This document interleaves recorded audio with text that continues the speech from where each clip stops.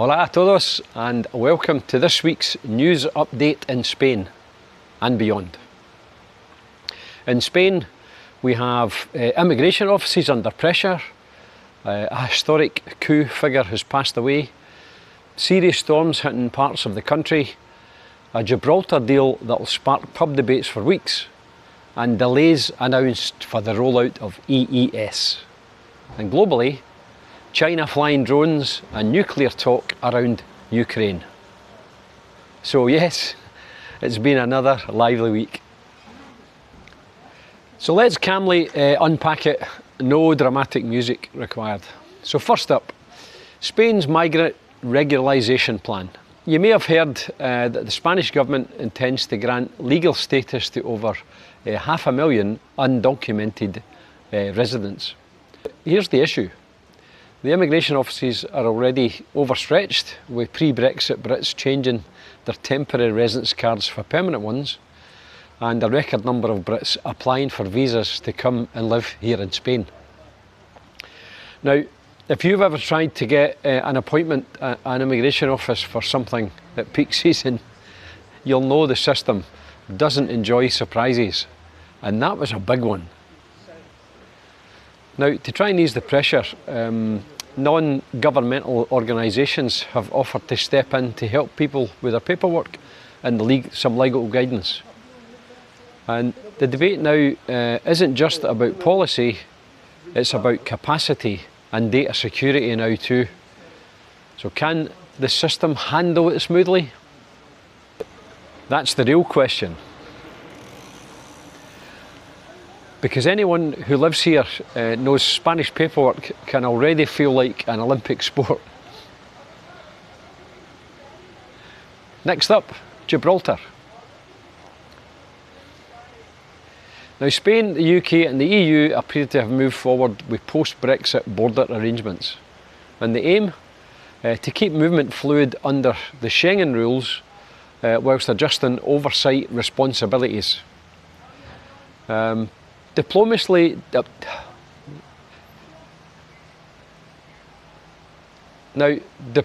rarely makes for exciting YouTube thumbnails, but smooth borders prevent very exciting problems. And if you've ever crossed at La Linea at summer, you'll know why that matters. This week also saw the death of Antonio Tejero, the central figure in the 1981 coup against the government. You know, it's just a reminder that Spain's modern democracy isn't ancient history. That's not that long ago. And if you've seen any of the footage from that day, it's extraordinary. And the fact that political disagreements are now happening in debate chambers instead of at gunpoint, that's progress. Next up, Spain has had more storms. They just keep coming. Heavy rainfall and flooding has hit parts of Spain and the Western Med. Now, when it rains here, it doesn't politely drizzle. It arrives like it's been waiting all year. Emergency services respond quickly, but you know, once again, it does raise questions about the infrastructure, resilience and climate patterns here in Spain. Now, some international news. So China has been conducting drone flights in contested waters in Asia. Now officially, they're saying it's just routine. Unofficially, it's been seen as strategic listening and signalling. Now, before anyone panics, this isn't an immediate crisis, but global tensions are simmering quietly in the background. And as part of NATO and the EU, Spain isn't isolated from that wider picture. Also, the conflict in the Ukraine continues to shape global security discussions, and recent nuclear-related rhetoric has been firmly rejected by Western governments. And the key takeaway for me, these conversations are happening in meeting rooms, not in battlefields. And as far as I'm concerned, that's exactly where they should stay.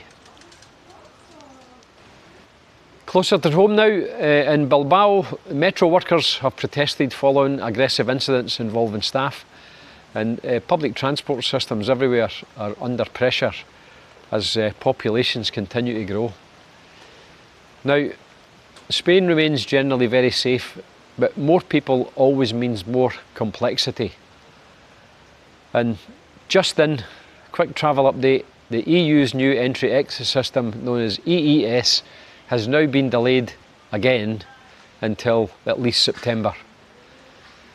Now, this is a system that will digitally register non-EU travellers entering and leaving the Schengen area, including Spain, and ultimately will replace passport stamping. It was meant to start earlier, then later, and now later again. And the reason? Infrastructure and technical readiness across multiple EU countries continues to be an issue. So, if you're travelling from the UK into Spain, it's business as usual in most places. You know, a passport stamp, friendly officer, possibly a slight raised eyebrow, no fingerprint scanners, no facial recognition booths, not yet at most places, but in some. So just allow extra time at the airport if you're travelling. They're saying September is the new target, but as always with big EU tech rollouts, we'll believe it when we see it.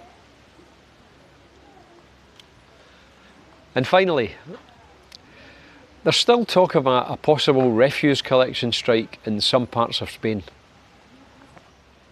Now, strikes here in Spain are structured, they're legal, they're negotiated. You know, they're not chaos. But in 30 degrees heat, with seafood in the bin, we suddenly all become very invested in municipal labour talks.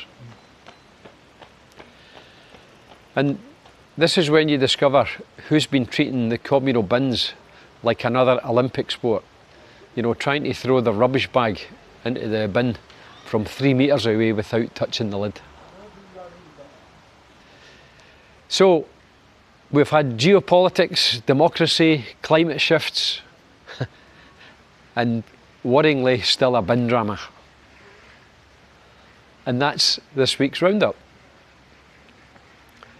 Big global conversations, important domestic developments, and still the possibility of smelly streets. Which story matters most to you this week? So again, let me know in the comments below, and as always, I won't have any hype, no scare stories, just real life news here in Spain.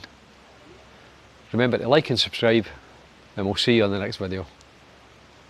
Hasta luego.